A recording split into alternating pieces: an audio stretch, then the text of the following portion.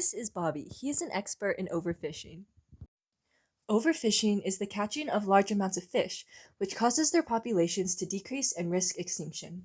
This often correlates to commercial fisheries that routinely extract extensive hauls of fish, including bycatch, which will be wasted. Every natural resource has a maximum sustainable yield, which is how much that resource can be exploited regularly before long-term depletion is caused. When a resource like fish surpasses this limit, that is when overfishing takes place. Healthy fish populations are important in our changing climate because fish in the sea help with carbon sequestration. We read about krill absorbing carbon. Yes, yeah. That's like they're just trying to start. They're just starting to quantify that now. There hasn't been a lot of science that's been done about exactly how much carbon krill can sequester, but it's a lot. And in fact, the Southern Ocean itself, they say, has been one of the places that has absorbed most of the heat and carbon over the last, since the Industrial Revolution. Carbon sequestration is a natural process in which carbon is removed from the atmosphere and held in solid or liquid form. While feeding, marine fish will intake carbon from the atmosphere. Later, as they excrete, the carbon gets sent to the deep ocean. This stores a great deal of carbon and keeps it out of the atmosphere. Climate change is mainly contributed to by rising carbon levels spreading into the atmosphere, locking in unnecessary solar heat.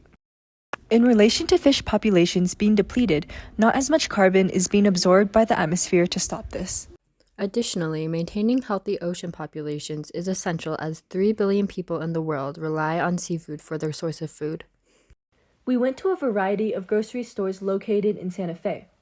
In some stores, we noticed that they had labels from the Monterey Bay Aquarium, showing the most sustainable to unsustainable seafood choices. These were marked in colors of green, yellow, and red, going from most to least sustainable.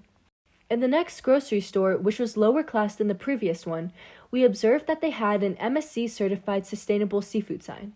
Although there was a frozen section dedicated to responsible seafood options, there weren't nearly as many reminders or signs on the fresh seafood section. In the lowest class grocery store, there were rarely any indicators showing that it was certified sustainable. Small indicators may heavily influence consumer choices. We saw how fish populations can be restored through consumer habits like the Chilean Sea Bass Campaign. The Take a Pass on Chilean Sea Bass campaign, run by Andrea Cavanaugh, had thousands of chefs across the United States pledge to take the Chilean sea bass off their menus. This in turn allowed the population to replenish in only 12 years. We created a TikTok account that works on informing consumers of how their grocery shopping habits in regard to seafood can affect the populations. We did this by using the Monterey Bay Aquarium seafood guides, which have specific guidelines for what consumers should and shouldn't buy based on where they live. If the demand for unsustainably sourced seafood goes down, these populations will be fished for less and therefore allowing the populations to recover. This also allows for a wider variety of people to be educated on what they are buying, not just people who shop at high-class grocery stores. Healthy fish populations are important for the well-being of oceans, and a healthy ocean is needed to take carbon from the atmosphere, which will in turn improve our climate.